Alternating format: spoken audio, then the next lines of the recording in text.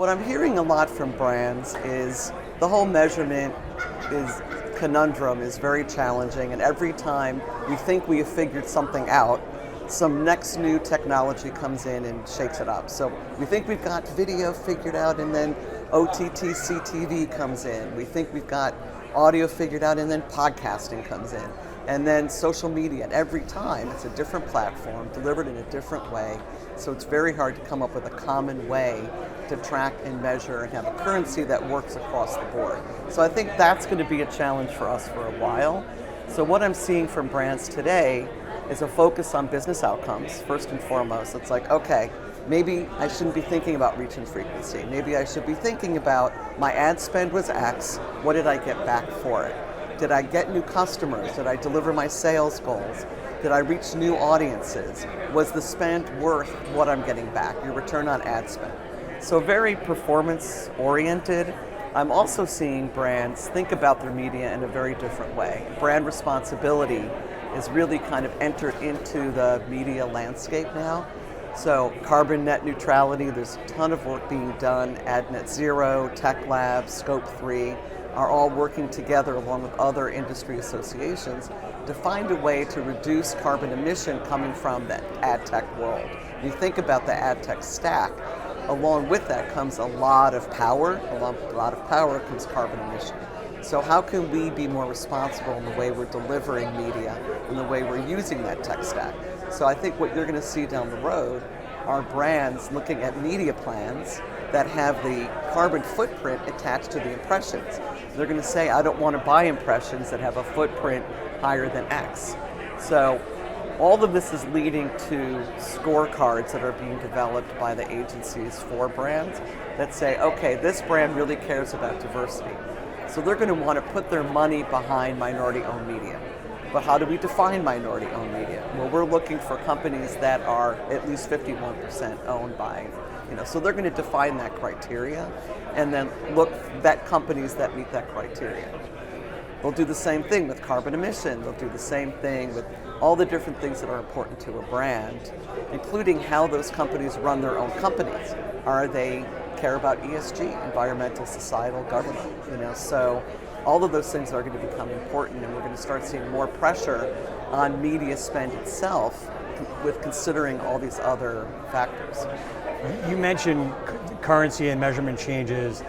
How does attention not become yet another currency that overcomplicates the media buying process?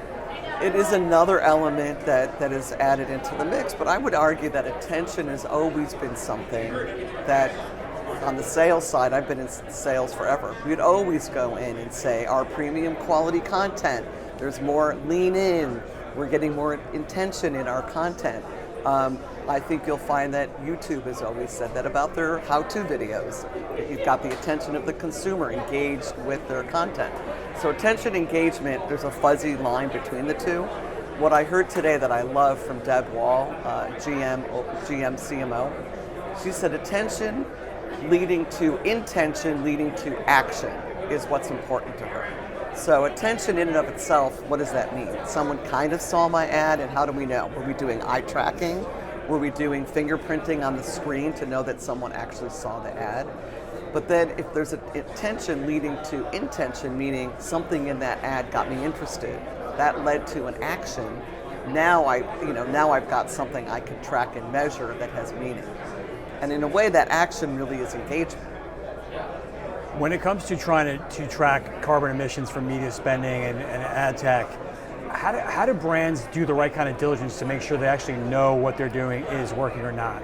Yeah, this is what's being done right now, being developed right now through Ad Net Zero and Scope 3 and Tech Lab. Tech Lab is working on a technical solution that actually shows you, where that impression came from, how it was created, and then based on how it was created, a numerical, attribute is applied to it that says the carbon footprint behind this impression is X. I don't think we're quite there yet, but that's kind of where we're going in theory. And a lot of work is being done to get us to that point. And then we really want to try and do this as a united front. So that's the whole idea behind Ad Net Zero. It's bringing the whole industry together. So we have one common definition, like what is the currency for carbon net neutrality? How are we actually defining and measuring that emission? So that's all being done right now because it has to be done collectively and it has to work universally or it won't work. You mentioned the push for measuring return on ad spend. How does the industry make sure that it doesn't overdo it on performance in this kind of economic climate? Yeah, I think the tendency is, especially in tough economic times, is to move to performance-based marketing. That's always been the case. But I think smart marketers recognize that in down times, it's an opportunity to stand out. So it is an opportunity for brands that maybe aren't as well known to get the spotlight shining on them.